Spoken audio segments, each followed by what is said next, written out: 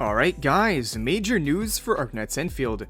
With some brand new info and updates, we now have an official look at some of the upcoming quality of life improvements, new features, and big upcoming changes, and honestly, it's looking really hype. As you know, yesterday they gave us a preview of the overall updates and changes on the way, but in this video, we're going to do a proper breakdown thanks to the latest patch notes that got revealed a few hours ago, showing us everything on the way for 1.1. Also real quick, if you guys want to stay updated on everything Endfield, make sure to like the video, subscribe to the channel, and turn on those notifications so you don't miss out. Since we just hit 3k subscribers, I'm also giving away some protocol passes and monthly membership to you guys, to my subscribers. The rules will be down below for those who want to participate. But for now, let's not waste any time and get right into it. So yesterday they gave us a lot. They gave us news on resource acquisition and operator progression improvements, interaction and quality of life improvements, combat experience improvements, AIC factory gameplay improvements, new operators preview, map and gameplay preview, a update on the rolling AIC, version events preview, and future version preview. So they give us quite a lot, and the big thing here is the quality of life improvements and the combat experience improvements. We now have some proper patch notes that they just released a few hours ago with this post right here, DevCom. At the end here it states, through this DevCom, we would like to introduce the optimization that will be implemented in the old Deepwater Dies by Rising Tide. It is denied. This is the name of the version 1.1 update, quite a long one. So now let's go over these new patch notes. Firstly, we got the AIC factory gameplay improvements.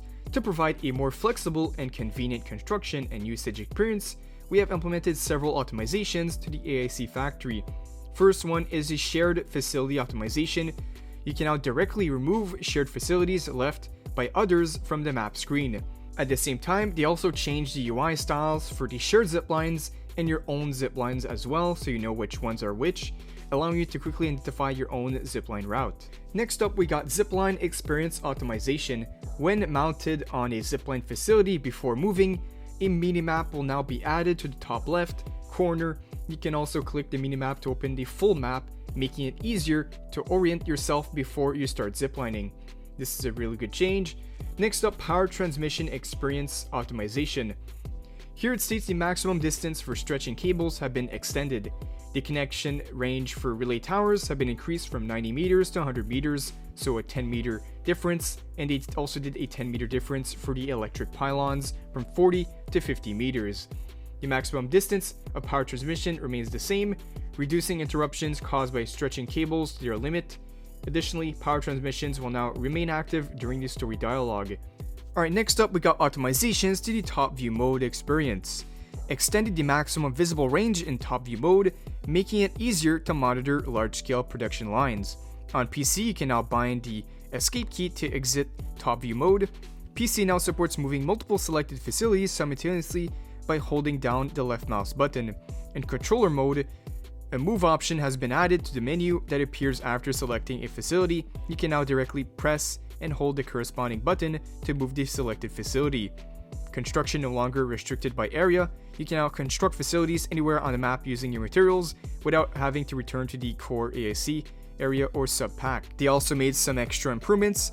If a facility is restricted while being placed, the prompt text will more clearly explain the specific reason. Now the last change for when it comes to factory is this one right here, added a fluids for spraying option to quick stash filters. If you uncheck it, bottles containing these sprayable fluid liquids will no longer be moved to the original depot when using the backpack quick stash feature. They show an example right here. And actually there's one more thing for the factories, which is engraved metal factory simulation for your collection display. Manually start and complete 5 simulation to earn the factory simulation medal. Manually starting and completing 10 simulations or in 20 simulation each grants 1 chance to reforge the engraved metal. So these are all the factory changes on the way for 1.1. Next up, the combat system optimization. They stated in terms of combat, we have also made adjustments and optimization based on your feedback. Enemy attack warning optimization. They adjusted the attack warning effects for advanced and higher tier enemies to make them easier to distinguish and less likely to be obscured by other effects, helping you respond more promptly. So yeah, we have an example right here. There's a higher indicator for when the enemy does a large attack, team status optimization in certain protocol spaces. This is a pretty big one. For those who don't know, this is when challenging the protocol spaces, and when you enter it, team members will enter combat with a separate status set to full HP and full ultimate energy. You can reset a challenge at any time during combat, and your team status will reset as well after leaving the protocol space. The team status will automatically revert to what it was before entering. So this is very useful, starting with full HP and energy. It's how it should have been in the first place, so I remember seeing a lot of players were hyped for this new change. Alright, another really good one, resource acquisition and progress improvements. Finally, more free standard pulls are on the way for Arknights Endfield. New acquisition methods for the basic headhunting permit, that is the standard banner, starting from the new protocol pass. Both the basic supply tier and the Originium supply will have added basic headhunting permit rewards in it. Additionally, here it states the edge-based salvage and the original stock will also add more obtainable basic hunting permits. Doesn't say how much, but we can expect more. We also have a new permanent event. We saw this yesterday, where it gives us 10 free pulls, 10 standard pulls completely free by simply progressing a certain chapter in the main story, and it's quite early on. It's like chapter 1, so really easy to do. So we can all expect to have a free 10 standard pull once we enter the game in 1.1. They also added new Valley multi-line engraving kit in regional store. They also did some optimization to the IAC quota. These are the materials you get whenever you pull on a character, and then you can use it in the exchange shop. So when obtaining a 4 to 6 star character for the first time, you'll also receive ASC quota times 30 for operators you have obtained for the first time. So you gain a bonus for the first time characters, and additionally, AC quota will send via in-game mail after the new version and launch. Here it also states if you have more operator tokens than required to reach their max potential, you can convert the excess tokens into quota with one click in quota exchange. Alright, next up, interaction and quality of life improvements. We aim to make the daily gameplay experience smoother for you through continuous optimization. We got mission guidance optimization, added a new area tag to missions that unlock exploration areas, making it easier for you to prioritize mission completion. Operational manual optimization, added quick navigation for completing certain tasks and reducing extra steps. Cutscenes cinematic optimizations, they are basically optimizing the skip feature, so certain dialogues can be skipped right away. We have weapon screen optimization. You can now check weapon skill details from the weapon potential upgrade and essence screens. And we also have map screen optimization. Remaining numbers of gatherables in rare gathering sites will now be directly displayed on the map. Additionally, new markers have been added for mineral beds in the current area that are either not connected to the mining rig or are not being mined properly. Friend visit optimization. You will now be teleported back to your original location when leaving a friend's ship. Next up, we got planting gameplay optimization. Shorten the time required, such as watering, fertilizing, and harvesting to reduce wait time, improve fertilization efficiency, and when plots during the growth phase, the growth boost from Birdo Muck have been increased from 1 minute to 1 hour. Red dot notification optimization. Adjusted the notification logic for multiple systems, reducing the frequency of prompts to make the screen clearer. And lastly, gatherables pickup optimization.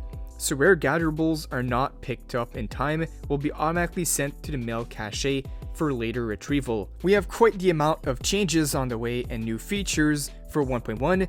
We just went over all the 1.1 stuff, but now here they also gave us a small preview of the upcoming content that is still in development. The optimization, they said they fully understand administrators' expectation regarding the game content. In addition to the content of this update, more improvements and new features are currently in active development. So here we have a early preview, like add quick actions for the control nexus, enabling one-click product collection and product setup, add controller button remapping for both AIC and exploration mode controls. We have add batch gear craft function, allowing to craft multiple gears quickly, optimize the ordering logic of essence to help administrators choose the proper essence. We have optimized the way of completing and claiming basic training rewards. So this will pretty much allow you to quickly claim the rewards from the training without actually doing the full training. You can say that you mastered it, you don't need to do it, and simply claim the training with one click. And lastly, we have, after upgrading the recycled station to a certain level, you'll be able to remotely collect aerial space material with one click. Beyond what's covered in DevCom, more new systems and gameplay features and optimizations are currently in development. We'll continue to listen to your feedback and keep refining the overall gameplay experience. So yeah, once we get more details on the upcoming quality of life changes, I'm gonna do a separate video to keep you guys updated once that comes out. But for now guys, that is all the 1.1 quality of life changes and features on the way. Quite the exciting stuff. Let me know down below, which of these changes are you most exciting for, and if they missed something, what are you hoping for to be added in the future? Let me know down below. But this will now conclude all the info for today. So if you guys enjoyed, like the video, subscribe, turn on those notifications. Thank you guys for watching, and I'll see you all in the next one.